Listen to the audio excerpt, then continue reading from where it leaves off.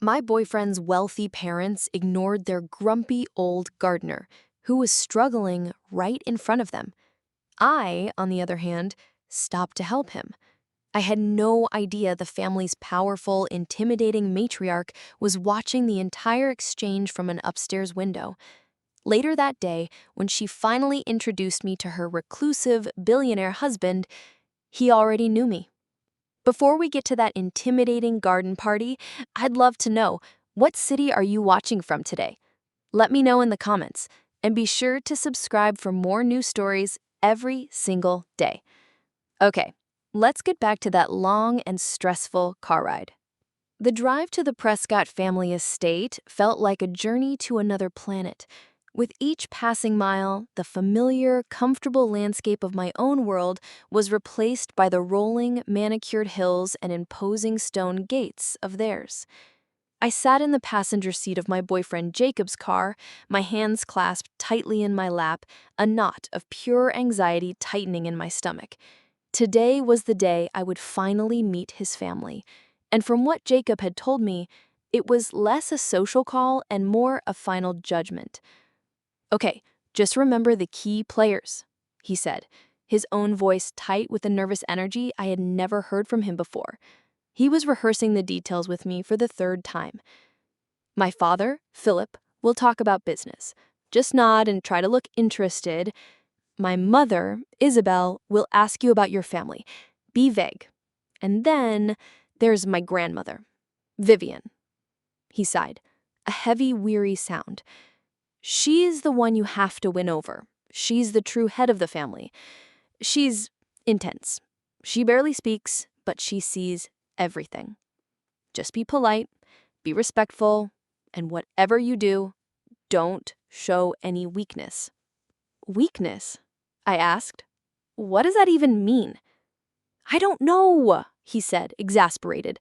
"Just try to be perfect, okay? For me?" I loved Jacob, but I hated this. I hated being made to feel like I had to audition for the right to be with him. I was a good person. I had a good job as a pediatric nurse. I was kind. But in their world, the world of the Prescotts, my value was apparently to be measured by a completely different and much colder set of metrics. We finally turned on to the long, private road that led to the estate. The house itself was breathtaking, a sprawling stone manor that looked like it had been plucked from the English countryside. As we pulled up the circular gravel driveway, my anxiety reached a peach pitch. And that's when I saw him. He was an old man, dressed in muddy, worn-out overalls and a faded cap, kneeling by a magnificent bed of prize-winning roses that lined the grand entrance. He was struggling with a large, heavy wheelbarrow, its single wheel stuck in the soft earth. His face was weathered and deeply wrinkled, and he was grunting with the effort, his old back straining. He was clearly the estate's gardener. Just as we were about to get out of the car, the grand, imposing front doors of the mansion opened, and Jacob's parents, Philip and Isabel, stepped out onto the porch to greet us. They were the very picture of casual, old-money elegance. They saw the old gardener struggling not 20 feet away from them. Philip just gave a small, annoyed shake of his head. Honestly, the quality of the staff they hire these days is just appalling. Then they turned their attention to us, walking right past the struggling old man without a second glance. Their greeting to Jacob was warm and effusive. Their greeting to me was a performance of polite but distinctly chilly appraisal. "So, you must be Nora," she said, her eyes doing a swift, expert scan of my simple but respectable dress. But I was only half listening. My attention was fixed on the old man, who was still fighting a losing battle with the wheelbarrow. The sight of their casual, callous dismissal of his struggle, of his very existence, sparked something in me, a quiet, defiant anger. "Excuse me for just a moment," I said, my voice polite but firm, cutting my future mother-in-law off mid-sentence. Before anyone could react, I walked off the grand porch, across the perfect lawn, and over to the struggling gardener. "That looks heavy," I said with a warm smile. "Would you like a hand?" The old man looked up at me, his eyes a startlingly intelligent and piercing shade of blue, wide with surprise. "Oh, no, miss," he grunted, his face red with the effort. "You'll ruin your nice dress." "Nonsense," I said. "A dress can be cleaned." I took hold of the other handle of the wheelbarrow. On three. 1, 2, 3. Together, we gave a mighty heave, and the wheel finally came free from the mud with a soft, sucking sound. We pushed it the final few feet to the edge of the rose garden. "Thank you, young lady," he said, breathing heavily, leaning against his wheelbarrow. "That was very kind of you. You didn't have to do that." "Everyone needs a helping hand sometimes," I said simply. From the corner of my eye, I could see my audience on the porch, frozen in a state of horrified disbelief. I had broken every rule of their world.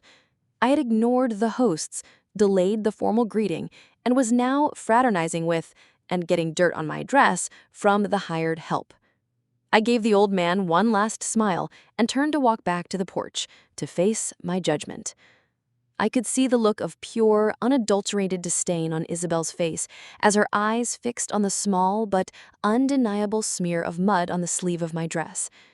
"Well," she said, her voice dripping with an icy, condescending sweetness as I approached, "it seems you've found your level here already. How rustic."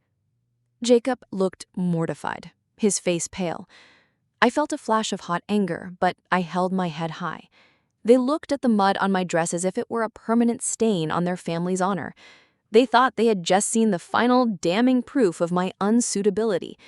They had no idea that the mud on my dress was the very thing that was about to make me the most powerful and most welcome person at their entire party. I stood on the grand, slate-tiled porch, the icy disdain of my boyfriend's mother, Isabel, washing over me. Her words, "how rustic," hung in the air, a perfect, polished little barb designed to remind me of my place. My face flushed with a mixture of anger and humiliation. I looked at Jacob, my boyfriend, and saw a reflection of my own pain in his mortified expression. He opened his mouth to defend me, but I gave him a small, almost imperceptible shake of my head. "Not now," my eye said. "Not yet." "I am so sorry, Nora," he whispered as his parents turned their backs on me and glided into the house to greet more important guests. "She shouldn't have said that. She can be intense," I finished for him, managing a weak smile. "You warned me." "It's not right." He insisted, his hand finding mine. "Let's just leave. We don't have to do this." I looked past him into the grand, sunlit garden where the party was in full swing. I saw dozens of people in expensive linen suits and floral dresses, all laughing and sipping champagne. Leaving now would be a retreat. It would be a confirmation of what his parents already believed, that I didn't belong here, that I was not strong enough for their world. "No," I said, my voice firmer than I felt. "We're not leaving. I'm not going to let them chase me away." I took a deep breath. "I'm here for you, not for them." He squeezed my hand, his eyes full of a grateful, loving relief, and together we stepped into the lion's den. The party was a masterpiece of casual, old-money elegance. A string quartet played softly on the main lawn.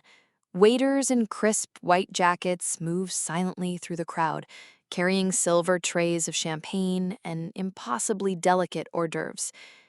The air was thick with the scent of expensive perfume and the thousands of prize-winning roses that my mother-in-law, that Isabel, was so famous for. It was beautiful, but it was a cold, performative beauty. It was a stage, and everyone was playing a part. For the next hour, I was a ghost at Jacob's side. His parents, Philip and Isabel, made a great show of introducing me to their friends, but each introduction was a carefully crafted insult. "This is Jacob's new friend, Nora," Isabel would say, her emphasis on the word friend, a clear dismissal of our relationship's seriousness. "She's a pediatric nurse. Such noble work, isn't it?" she would add, her tone implying that my career was a quaint but ultimately insignificant charity project. I would just smile, shake hands, and endure the appraising, curious glances of their friends. Through it all, from the corner of my eye, I would occasionally see him, the gardener, Theodore. He was not mingling. He was working, a solitary, focused figure in the distance, quietly tending to a remote corner of the vast garden, his movements slow, deliberate, and full of a quiet, powerful purpose. He seemed to exist in a completely different universe from the frivolous, chattering world of the party guests. He was the only other real person here, I thought. Jacob, to his credit, tried his best. He stayed by my side, his hand a constant, reassuring presence on my back. He would try to steer conversations towards topics he knew I was passionate about: art, literature, my recent volunteer trip. But his parents were masters of the social battlefield, and they would definitely redirect every conversation back to their own preferred topics: the stock market, their recent trip to Europe, the outrageous cost of maintaining a property of this size. I found myself in a conversation with Jacob's father, Philip, a man who seemed to measure the worth of every human being by their net worth. "So, Nora," he said, looking at me over the top of his champagne flute, "Jacob tells me you live in the city. A small apartment, I imagine. It must be so difficult. The noise, the crime. We believe in providing our children with space to breathe." Before I could reply, Jacob jumped in.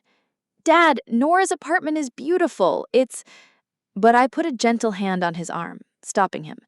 The silent sacrifice. I would not let them turn me into a source of conflict between Jacob and his parents. I gave Philip a polite, serene smile.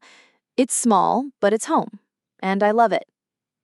My refusal to be baited, my quiet refusal to be ashamed of my own life, seemed to confuse and irritate them more than any argument could. The energy of the party shifted suddenly, a palpable change in the atmosphere, like a drop in barometric pressure. A hush fell over the crowd. I looked towards the main terrace, and I saw her, the matriarch, Vivian. She was even more formidable than Jacob had described. Tall and impossibly elegant, with a mane of snow-white hair swept up in a perfect chignon, she stood at the top of the terrace steps, surveying the party with the cool, appraising gaze of a queen. The crowd parted for her as she began her slow, regal descent into the garden. Philip and Isabel, who had been the self-important hosts just moments before, now rushed to their mother's side, their expressions shifting from arrogant confidence to a fawning, almost childlike deference. This was the true center of power. She moved through the party, a ship of state sailing through a sea of smaller vessels, offering a brief, polite word here, a cool, regal nod there. And with every step she took, she was getting closer to us. Jacob tensed beside me. "Okay," he whispered, his voice tight. "This is it. Just be polite. Don't say too much. Let her lead." She finally reached our small corner of the garden. Her children, my would-be in-laws, hovered beside her. "Mother," Isabel said, her voice a little too bright, a desperate attempt to control the narrative, "I'd like you to finally meet Jacob's friend. This is Nora." Vivian Prescott turned her full, undivided attention to me. Her eyes, as sharp and as piercingly blue as a hawk's, did a slow, methodical sweep.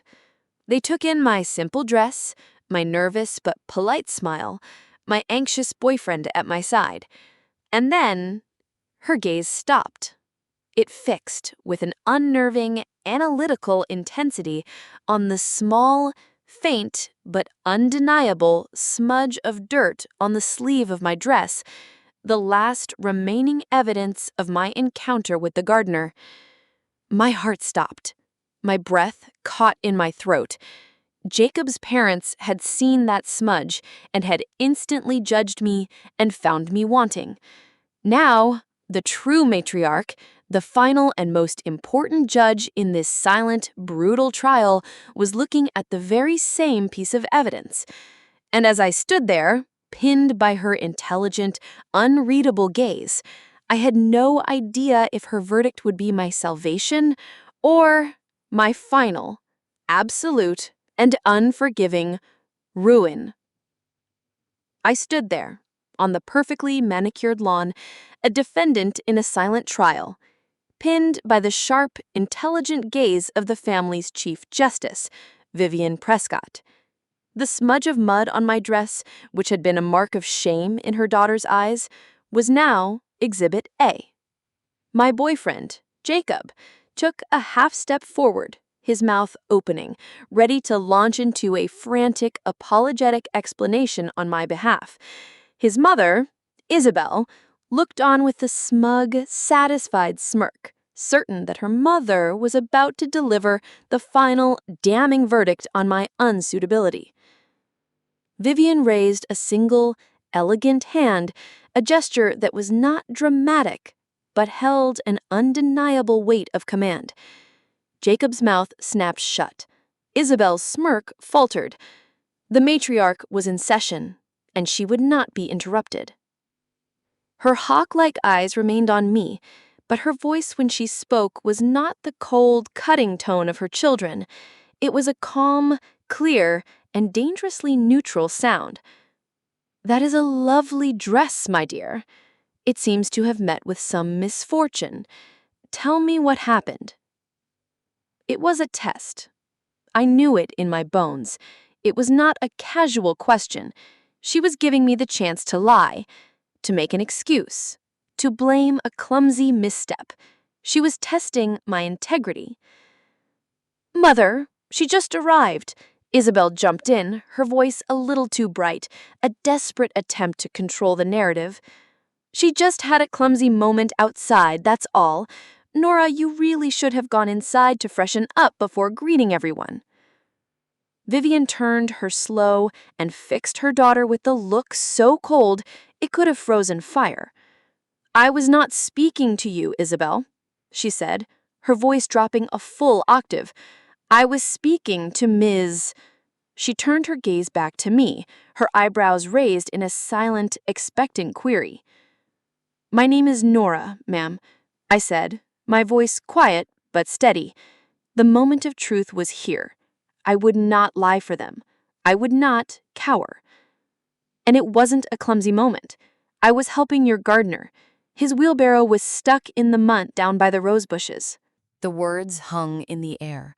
I saw a flash of pure, horrified mortification on Isabel's face.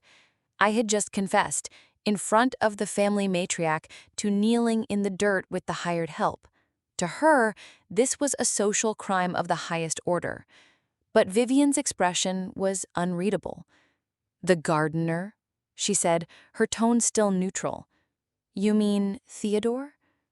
The fact that she knew his name, that he was not just an anonymous servant to her, was the first subtle clue that the ground beneath my feet was not as unstable as I thought. "Yes," I said. "Theodore. He was struggling." "I see," she said. She was silent for a long moment, her eyes still locked on mine. And then a slow, almost imperceptible smile touched the corners of her lips.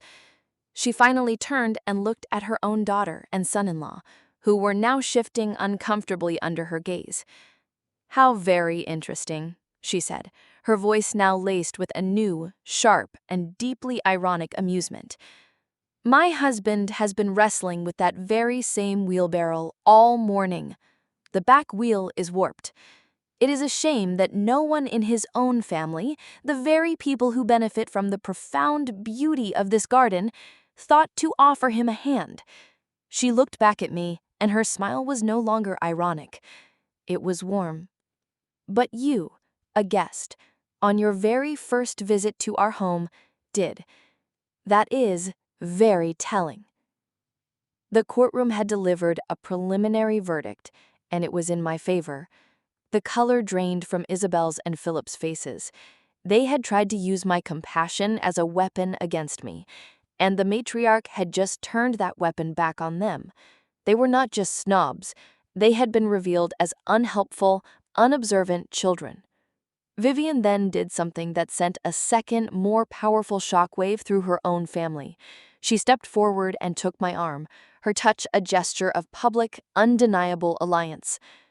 "Nora," she said, her voice now loud enough for the nearby guests to hear, "you are a woman of character. I find that deeply refreshing. Come now, walk with me. I believe it is long past time you were properly introduced to the most important person in this family." She began to lead me away, across the lawn, leaving my stunned boyfriend and his horrified, humiliated parents standing there in her wake. I was in a daze, my mind reeling. I had survived the trial. I had, impossibly, won. And now I was being led to meet the final, mysterious authority figure, the patriarch himself, the husband she spoke of with such reverence. As she guided me across the lawn, I had no idea who this most important person in the family that I was being taken to meet was. I assumed it was some visiting dignitary, some powerful business partner, a final and even more intimidating test.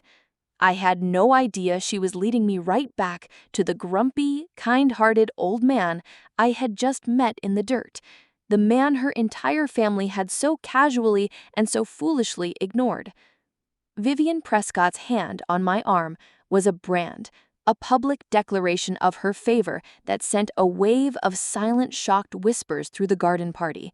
She did not lead me back toward the main terrace, back to the superficial chatter of her high society guests. Instead, she began to guide me across the vast, rolling lawn, away from the party, towards the magnificent, rolling rose gardens at the far end of the estate. I was completely bewildered. Where were we going? Who was this most important person in the family that I was being taken to meet? I could feel the eyes of my boyfriend, Jacob, and his horrified parents, Philip and Isabel, on our backs as they followed us at a stunned, uncertain distance. The further we walked from the main party, the quieter it became. The sound of the string quartet faded, replaced by the gentle buzz of bees and the soft, rustling whisper of the wind in the ancient oak trees. The air here was heavy with the sweet, intoxicating perfume of thousands of roses. It was a world away from the tense, performative atmosphere of the gala. This felt real. This felt like a sanctuary. My mind raced with possibilities. Was her husband a reclusive invalid who stayed in a private cottage in the gardens? Was he some eccentric artist with a studio hidden amongst the flowers? The legend of the Prescott patriarch, Theodore, was that he was even more powerful and even more private than his wife. I braced myself for another, even more intimidating test. And then I saw him. In the center of the most beautiful part of the garden, a circular grove surrounded by a riot of colorful, prize-winning roses, was the gardener. He was on his hands and knees, his back to us, his attention completely focused on the delicate task of tending to the soil around a particularly magnificent deep red rosebush. He was still in his muddy overalls and his worn, faded cap.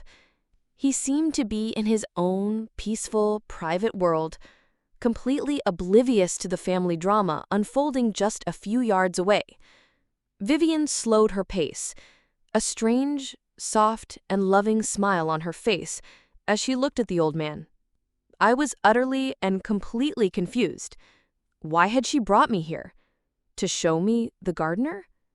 We stopped just at the edge of the rosebed. Jacob and his parents had caught up to us now, and they stood behind us, their faces a canvas of pure, baffled apprehension. "Theodore, my love," Vivian called out, her voice soft but carrying easily in the quiet air. "There is someone I would like you to meet."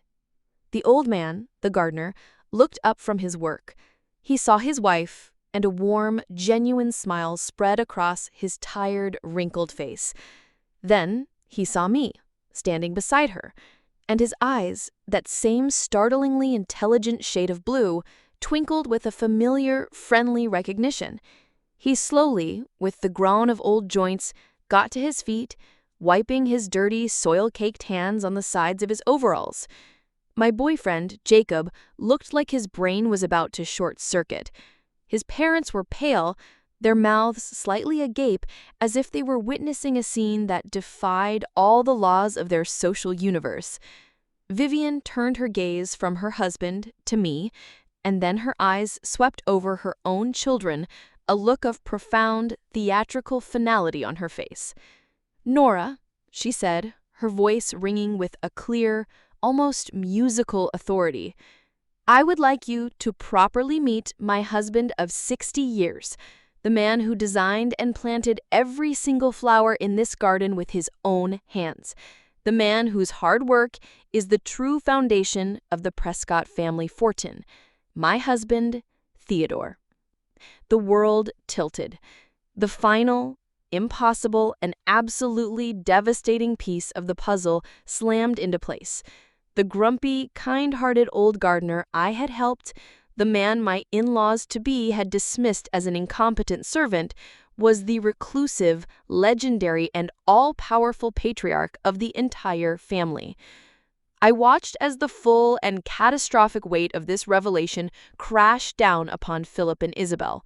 Their faces, which had been masks of confusion, now crumbled into a look of pure, abject horror.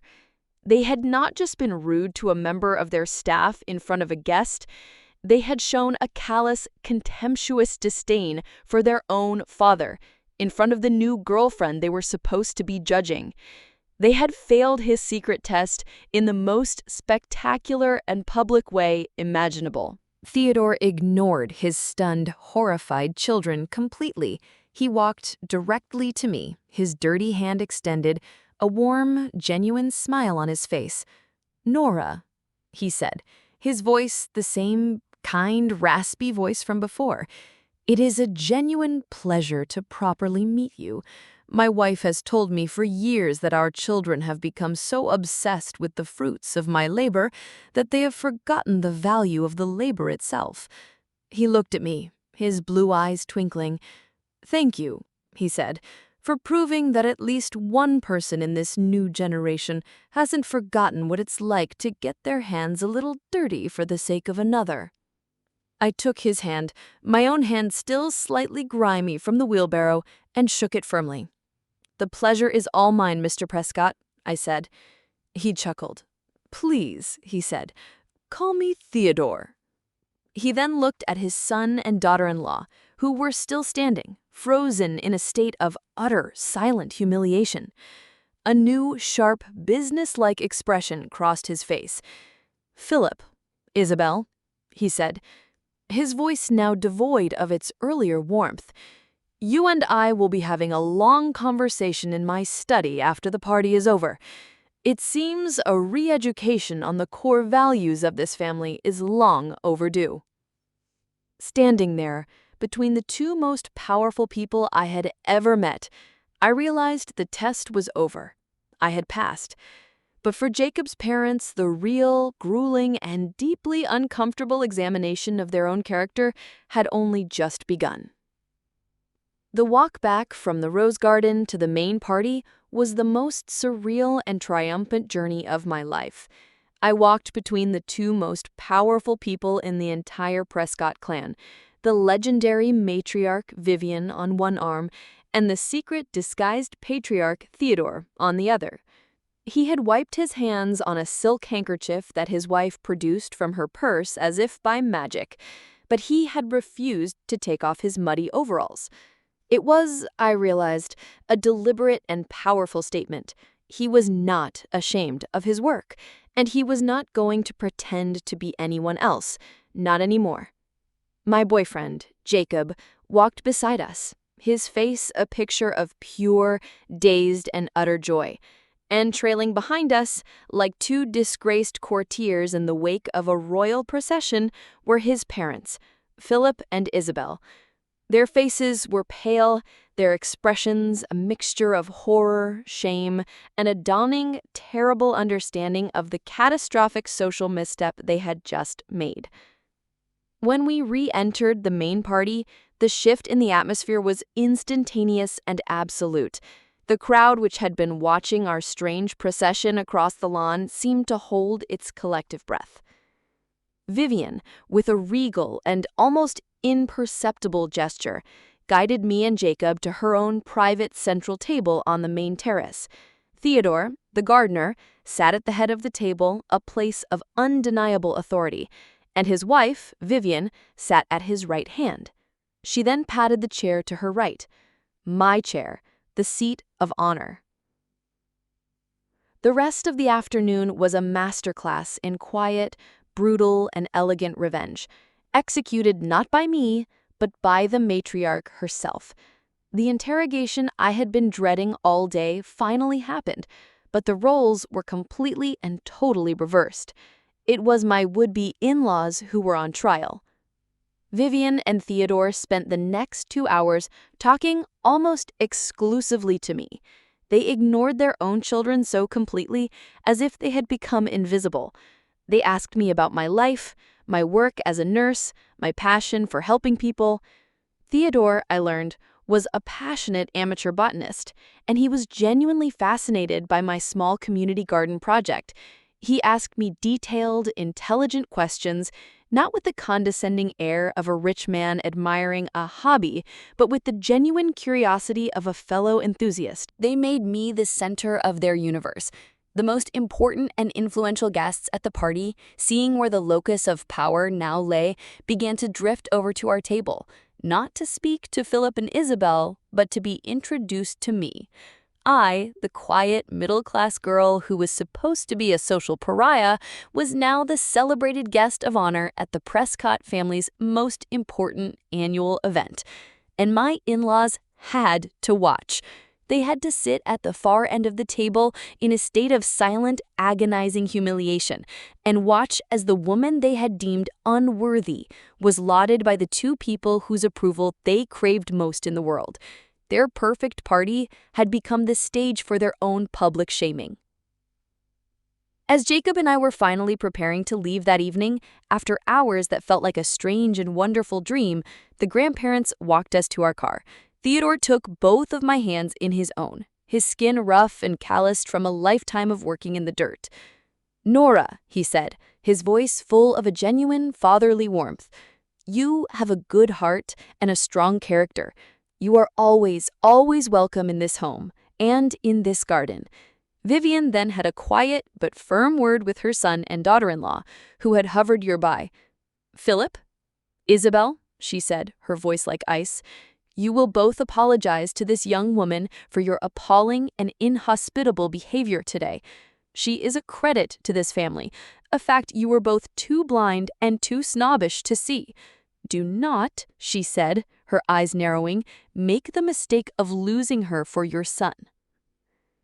On the drive home, a comfortable, happy silence filled the car for a long time. Then Jacob reached over and took my hand. "I have never," he said, shaking his head in awe, "seen my parents so completely and totally silenced in my entire life." He looked at me, his face full of a love and a pride so profound it made my heart feel like it might burst. "They didn't see you, Nora, but my grandparents, they saw the real you, the person I fell in love with." I looked out the window at the passing landscape, the setting sun painting the sky in brilliant hues of orange and gold. My vindication was so much sweeter than I could have ever imagined. I hadn't won them over by faking it, by pretending to be some sophisticated version of myself. I had won by being exactly who I was. I had won by choosing kindness when it was inconvenient. I had won by not being afraid to get a little dirt on my dress. The Prescott family fortune was built on a foundation of hard work and character, a truth the younger generation had forgotten. My future with the man I loved was now secure, not because I had passed their shallow test of appearances, but because I had, without even knowing it, passed the one true test that had ever really mattered. An absolutely perfect and heartwarming story about how true character is always the most valuable asset. What did you think of the way the grandparents, Vivian and Theodore, tested their family? Let us know your thoughts in the comments below. If you loved this amazing story of a test of character, please show your support by hitting that like button, and be sure to subscribe for more wonderful stories of justice. Don't forget to click the notification bell so you never miss an upload. Thanks for watching, and we'll see you in the next one.